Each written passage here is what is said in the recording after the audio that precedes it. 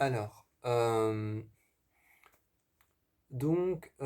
je dis toujours, c'est une série de films qu'il faut doser. Donc voilà, on va parler de Saw. Je vais pas faire 50 000 fois la même introduction et la changer à chaque fois pour que ce soit barbant et pour que ce soit pas la même. On va parler de Saw. Donc c'est des films qu'il faut doser pour ceux qui savent regarder Saw, parce que certains fans de films d'horreur, certains fanatiques de films d'horreur ne savent pas regarder ce film, sont trop dégoûtés par le sang ou par les pièges. On va parler du chapitre 7. Alors le chapitre 7, ou alors Saw 3D, Saw 3D ou alors le chapitre final, le truc a quand même trois noms quoi. Donc Saw chapitre final, Saw 3D ou alors Saw chapitre 7. Eh bien, en fait, on est sur l'histoire d'un piège qui est d'abord découvert dans une cage en verre. Donc on est sur un piège qui est d'abord découvert dans une cage en verre en plein milieu de... Je sais pas si c'est Central Park, mais on va dire Central Park, voilà. Mais en plein milieu de la ville. En plein milieu de la ville, on est sur un piège découvert en plein milieu de la ville. Et déjà, il y a une chose que j'ai à dire sur Saw 7. C'est donc sur Saw 3D, il y a une chose que j'ai à dire. C'est que quand il découvre cette cage, pardon, excusez-moi. Quand il découvre cette cage, parce que enfin, c'est pas une cage que les gens découvrent, c'est plutôt, enfin, s'ils la découvrent quelque part, mais il y a une toile rouge dessus, une sorte de toile, ou une grande toile rouge qui la cache, et à un moment elle est retirée, et t'as le petit pantin qui arrive.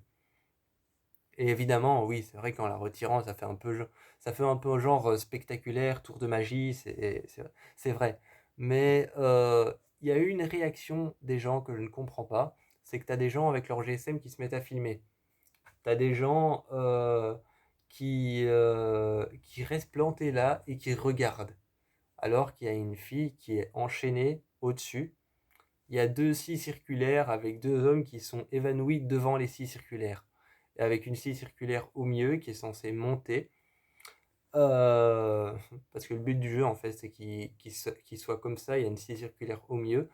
Et ils sont censés pousser. Et en fait, ça fait contrepoids sur l'autre scie qui est au milieu. Et la scie qui est au milieu, elle est sur un mécanisme qui la fait monter. Si les deux appuient comme ça, et alors l'autre monte. Et justement, ça fait contrepoids. Ça, c'est le jeu. Et le but, c'est que la fille, justement, est enchaînée au-dessus de la scie circulaire qui montre. Voilà, bref. Euh, Moi, je vais pas vous... j'avais envie de sortir pourquoi est-ce qu'ils sont enchaînés, mais ça, je vous laisse découvrir. Et donc, j'ai pas compris le pourquoi il y a des gens qui se mettent à filmer. Ou alors, j'ai compris par contre la réaction des gens qui appellent la police. Mais je pense que la police étant quand même lucide dans Saw, la police étant quand même étant quand même des forces lucides et logiques, je crois qu'ils vont avoir difficile à croire un civil normal en ville qui dit il y a trois personnes enchaînées à des scies circulaires dans une grande cage en verre en plein milieu du centre-ville. Je crois que quand même s'ils recherchent un tueur en cavale, même s'ils recherchent un tueur en liberté, Jigsaw, et que c'est pour le film, je crois que c'est quand même difficile à croire qu'il y a des personnes enchaînées à l'intérieur d'une cage en verre et qui sont enchaînés à des scies circulaires. C'est quand même difficile à croire, mais bon, c'est vrai que Jigsaw étant capable de tout, mais moi je me suis dit c'est quand même difficile à croire parce que Jigsaw cache toujours les personnes qu'il enferme. C'est-à-dire qu'il les met dans des vieux silos abandonnés, ou alors il a fait ça d'ailleurs dans le chapitre 8. Soit il les met dans des vieux silos abandonnés, dans des vieilles maisons abandonnées. Un moment, il les a foutus. Un moment, ils ont dû aller voir dans une maison une ancienne une ancienne maison de reproduction d'amiante, je crois. L'amiante, c'est toxique, d'où le fait qu'il l'a mis là. Dans Saw 2, je crois qu'ils sont prisonniers dans une maison abandonnée où il y avait des toxicomanes. Donc voilà, il les met à chaque fois dans des endroits, dans des endroits où on va plus en fait. Et là, il fout, au tout début, il les met au milieu du centre-ville. Pourquoi? On ne sait pas. Enfin, c'est Saw, c'est John Kramer. Et donc voilà, j'ai trouvé que les réactions étaient un peu débiles. Enfin, non, c'était des réactions normales. Sauf la réaction de filmer, ça c'est une réaction totalement conne. Mais la réaction d'appeler la police, c'était une réaction normale. Mais c'est vrai que d'expliquer le piège à la police, qui est quand même lucide, mais qui recherche ce tueur, qui a tendance à cacher ses victimes, euh, voilà, je suis pas tout à fait sûr que ça passe d'un coup. Euh, Ce que j'aime bien dans Saw 7, donc chapitre 7, Saw 3D, ce que j'aime bien, c'est qu'on revient sur les anciens pièges en fait. On revient sur les anciens pièges, mais pas de manière à revenir sur les anciens pièges, genre on te montre des flashbacks ou alors on réutilise les anciens pièges.